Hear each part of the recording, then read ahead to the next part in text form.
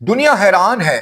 کہ پاکستان نے افغانستان کے پہاڑوں کے پیچھے کیا باریک سی کارروائی ڈالی ہے جس کی وجہ سے بھارت، مغرب کی تمام ممالک اور امریکہ تک پریشان اور حیران رہ گئے ہیں۔ کیا واخان راہداری پر اب پاکستان نے مکمل کنٹرول حاصل کر لیا ہے؟ تفصیلات آج کے وی لاگ کا حصہ ہیں۔ میں ہوں فرحان عباس اور تاریخ ہے 17 نومبر 2025۔ ناظرین، واخان راہداری صرف ایک جغرافیائی پٹی نہیں ہے بلکہ افغانستان کی سب سے اسٹریٹجک امپورٹنٹ سرحد ہے۔ یہ راہداری افغانستان کے شمال مشرقی صوبے بدخشاں میں واقع ہے۔ تقریباً 300 کلومیٹر لمبی اور صرف 15 سے 60 کلومیٹر چوڑی یہ پٹی افغانستان کو چین سے جوڑتی ہے۔ یہ وہی علاقہ ہے جو پاکستان، تاجکستان اور چین تینوں ممالک کو ایک دوسرے کے قریب لاتا ہے۔ 19ویں صدی میں جب برطانیہ اور روس کے درمیان گریٹ گیم جاری تھی تو اس وقت واخان راہداری کو ایک بفر زون کے طور پر بنایا گیا تاکہ روسی افواج برطانوی بند کی سرحدوں تک نہ پہنچ سکیں۔ اس کے بعد سے یہ علاقہ افغانستان کے زیر انتظام رہا، لیکن نہ یہاں کوئی بڑی سڑک بنی، نہ تجارت یہاں پر پھلی پھولی۔ آج تقریباً 150 سال بعد یہ علاقہ دوبارہ عالمی طاقتوں کی توجہ کا مرکز بن گیا ہے۔ تازہ اطلاعات کے مطابق طالبان حکومت نے واخان راہداری کے بیشتر حصے پر مکمل کنٹرول حاصل کر لیا تھا۔ طالبان نے اس علاقے میں سرحدی چوکیوں کو مضبوط کیا اور رپورٹس کے مطابق چین کے ساتھ تجارتی تعلقات بڑھانے کے لیے بات چیت بھی ان کی جاری تھی۔ دوسری طرف بھارت اس پیش رفت سے واضح طور پر پریشان دکھائی دے رہا تھا۔ اب بھارت کی پریشانی اس لیے تھی کیونکہ واخان پہ ایکچولی وہ کنٹرول اس لیے رکھنا چاہتا تھا تاکہ پاکستان اور چائنا کو وہ ہر طریقے سے ان سی پیک روٹ کو وہ ڈیمیج کر سکے،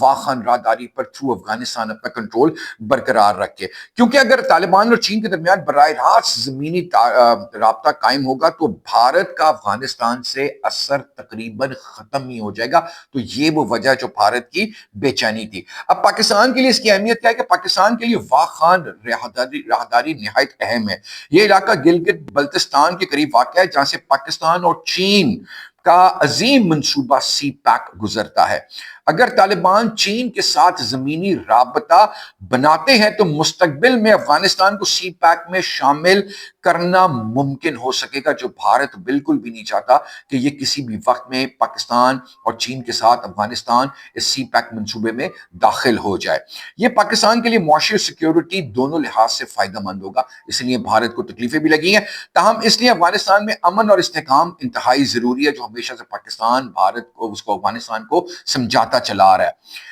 بھارت کا طویل عرصے سے مقصد رہا ہے کہ افغانستان میں اپنی موجودگی کو برقرار رکھے تاکہ وہ پاکستان کو مغربی سرحد سے انگیج کر سکے۔ لیکن واخان راہداری پر طالبان کے کنٹرول کے بعد بھارت کی تمام سرمایہ کاری کا اثر و رسوخ تیزی سے ختم ہوتا چلا جا رہا ہے۔ بھارت کو خطرہ ہے کہ اگر چین، پاکستان اور طالبان ایک دوسرے کے قریب آ گئے نا تو پورا خطہ نئی طاقت کے پاور بلاک میں تبدیل ہو جائے گا، اور جس میں بھارت کا کوئی کردار قطعاً نہیں ہوگا۔ چین اس موقع کو بہت سمجھداری کے ساتھ مینیپولیٹ کر رہا ہے۔ وہ طالبان سے تعلقات بڑھا رہا ہے، نہ صرف افغانستان کے مادری ذخائر تک وہ اپنے ایکسس کو بڑھا رہا ہے بلکہ اس کے ذریعے وسطی ایشیا یعنی کہ سینٹرل ایشیا جو ہماری ریاستیں ہیں نا، تاجکستان، ازبکستان، رشیا، مطلب ان تمام تک وہ اپنی رسائی کو اس راہداری کے ذریعے بڑھانا چاہتا ہے۔ اس لیے وہ افغانستان کے ساتھ بڑے اچھے تعلقات ہیں۔ اسی لیے بیجنگ حکومت واخان راہداری کو مستقبل میں ایک ریجنل ٹریڈ روٹ کے طور پر دیکھ رہی ہے۔ تو یہ واخان کی امپورٹنس ہے۔ واخان راہداری ایک دنیا کے نقشے پر ایک چھوٹا سا خطہ ضرور ہے، لیکن اس کی اہمیت کسی بڑی ریاست سے کم نہیں ہے، بڑی امپورٹنٹ ہے۔ چکن نیک ہے، ایک بالکل باریک سی، جیسے میں نے بتایا 350 کلومیٹر لمبا یہ ایک روٹ ہے اور 15 سے 60 کلومیٹر چوڑا ایکچولی اس کی چوڑائی ہے۔ تو لیکن یہ ایک امپورٹنس، اس کی اسٹریٹجک امپورٹنس اتنی ہے کہ یہ سینٹرل ایشیا کے ساتھ چائنا کے ایکسس کو، پاکستان کے ایکسس کو، ایون افغانستان کے ایکسس کو جوڑتا ہے۔ تو یہ بڑی امپورٹنٹ اسٹریٹجک لوکیشن ہے واخان راہداری۔ اگر افغانستان اس موقع کو سمجھداری سے استعمال کرے تو یہی راہداری اس کے لیے ترقی اور خوشحالی کا دروازہ بن سکتی ہے، جس کو ہمیشہ افغانستان کو سمجھایا جا رہا ہے کہ جناب عالی، آپ اگر اس کو امپورٹنس کو سمجھیں گے نا تو آپ کاروبار میں اتنے مصروف ہو جائیں گے اور آپ کے ملک میں اتنی خوشحالی آ سکتی ہے کہ آپ جناب اپنی عوام کے لیے بڑے بہترین منصوبے کر سکتے ہیں، لیکن اب بات یہی ہے کہ وہ ہیں دہشت گردی، ان کو زبانی سے اسلحے کہ بندوق اٹھانا، گولی چلانا، یہی ان کو آتا ہے، اس کے علاوہ وہ کچھ کر نہیں سکتے۔ تو واخان پہ پاکستان کا جو کنٹرول ہے ناظرین، اس کے بارے میں بہت ساری خبریں آ رہی ہیں، مصدقہ غیر مصدقہ اطلاعات، کیونکہ اس کی وجہ یہ ہے کہ ابھی تاجکستان کے وزیر دفاع پاکستان کے دورے پر آئے تھے، اور پاکستان میں ان کے دورے کے درمیان انہوں نے وزیر اعظم سے اور آرمی چیف سے ملاقات کی، اور اس ملاقات کے بعد ایک پروپیگنڈا افغانستان نے کھڑا کر دیا کہ واخان پر پاکستان قبضہ کرنا چاہ رہا ہے۔ در حقیقت اب اس وقت تک، جب تک میں یہ ویلاگ کر رہا ہوں، ایسی کوئی سرکاری سطح پر مصدقہ اطلاع نہیں ہے کہ پاکستان نے واخان پر قبضہ کر لیا ہے، لیکن اگر افغانستان پاکستان کے ساتھ اپنے تعلقات کو ابتر سچویشن میں لے کے جائے گا، ابتر حالات میں کھڑا کر دے گا، تو پاکستان کسی بھی وقت میں پھر چکن نیک دبا کرنا افغانستان کی سانس روک سکتا ہے۔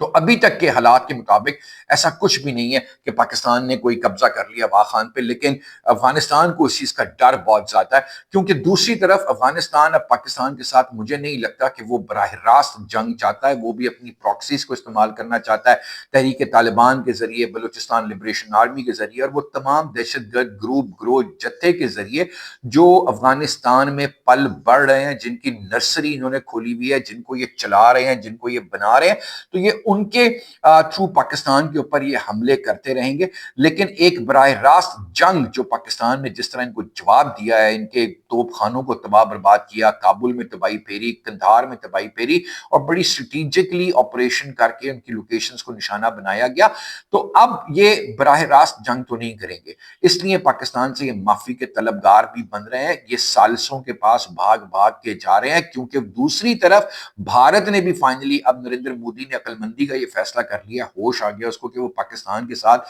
جنگ نہیں کرے گا، نہ وہ پاکستان کے ساتھ جنگ چاہتا ہے، کیونکہ اب وہ اتنی مضبوط پوزیشن میں آ گیا ہے کہ دو پوزیشنز ہو سکتی ہیں، کہ ایک تو عوام سے اینٹی پاکستان سینٹیمنٹ پہ ووٹ اس نے لیے نریندر مودی نے، اور اس کو ان کو سچائی دکھانے کے لیے پاکستان پر حملہ کرنا پڑے گا، اور دوسری وجہ یہ سامنے ہے کہ اب وہ اتنی سٹرونگ پوزیشن میں آ گیا کہ وہ بجائے اس کے کہ وہ اپنے آپ کو جنگی جنون میں مبتلا کرے، اب الیکشنز آسام میں ہونے، اس میں ایک ٹائم ہے، تو ان دا مین ٹائم یہ پاکستان کے ساتھ کوئی مس ایڈونچر کرنے کا سوچے گا بھی نہیں، بلکہ اپنی پوزیشن کو انجوائے کرے گا اور ایک مضبوط حکومت کے مزے لوٹے گا۔ تو اب افغانستان کو یہ لگتا ہے کہ اگر بھارت نے ان کو اکسایا تھا پاکستان پہ جنگ کرنے کے لیے، اور اس بات کی کمٹمنٹ جو مجھے لگتا ہے انہوں نے دی تھی کہ آپ مغرب بارڈر پر پاکستان کو انگیج کریں، ہم مشرق بارڈر سے پاکستان کو انگیج کر کے سینڈوچ بناتے ہیں، تو اب جب بھارت نے یہ سوچ لیا کہ وہ پاکستان کے ساتھ جنگ نہیں کرے گا، تو میرے خیال سے افغانستان کبھی اتنی بڑی غلطی نہیں کرے گا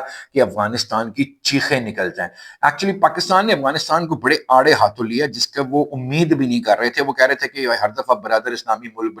ملک کر کے یہ پاکستان کو رام رام کر لیتے ہیں، بھارتیوں کی طرح، ہندوؤں کی طرح، لیکن اب فائنلی پاکستان نے ڈیسائیڈ کر لیا کہ اب نہیں، اب اس سے زیادہ ہم زیادہ برداشت نہیں کر سکیں گے، سو پاکستان نے اب ان کو اڑا دیا ہے۔ اب میں آپ کو صرف یہ بتا دوں کہ اب یہ دونوں ملک ایک دوسرے کا ساتھ دیتے دیتے پاکستان کے سامنے گھٹنوں پر گر چکے ہیں، یہ بھارت بھی گر گیا ہے، یہ افغانستان بھی گر گیا ہے، اور الحمدللہ پاکستان کا پرچم سر بلند ہے، اپنی آب و تاب کے ساتھ پاکستان کی مشرق اور مغربی سرحدوں پر وہ پوری آب و تاب کے ساتھ چمکتا دمکتا لہرا رہا ہے، الحمدللہ، اور پاکستان ہمیشہ زندہ باد ہے۔ میں کہتا ہوں میرے پاکستانیوں، احسان مند رہنا ساری زندگی پاکستان کی فوج کا، انہوں نے کمال کر دیا ہے، مطلب وہ بے وقوف ہیں، ناہنجار ہیں، عقل کے کھوٹے لوگ ہیں جو جھوٹے پروپیگنڈے کا حصہ بنتے ہیں اور بکواس کھانے کرتے ہیں، لیکن یقین کریں پاکستان کی فوج کی قربانیوں کے نا آپ اور ہم سب ساری زندگی، ہماری نسل در نسل مقروض رہے گی، یہ میں آپ کو بتا رہا ہوں، مقروض رہیں گے ہم ان کی شہادتوں کے، ان کی قربانیوں کے، یہ جس طرح اپنی شہادتیں دے کر اپنے لہو سے پاک سرزمین کی مٹی کی آبیاری کرتے ہیں نا، اس کی مثال نہیں ملتی۔ وہ ماؤں کو سلام، وہ والدین کو سلام، وہ بہنوں کو سلام، وہ بیویوں کو سلام، وہ بچوں کو سلام، جو اپنے جوان بیٹوں کو، اپنے خاوندوں کو، اپنے بھائیوں کو، اپنے باپ کی قربانیوں پر سینہ فخر سے چوڑا کر کے کہتے ہیں کہ ہم شہید کی اولاد ہیں۔ تک کے ویلاگ کے لیے اتنا ہی، اگلے ویلاگ تک کے لیے اجازت۔ پاکستان زندہ باد، پاکستان پائندہ باد، پاک فوج زندہ باد، پاک فوج پائندہ باد۔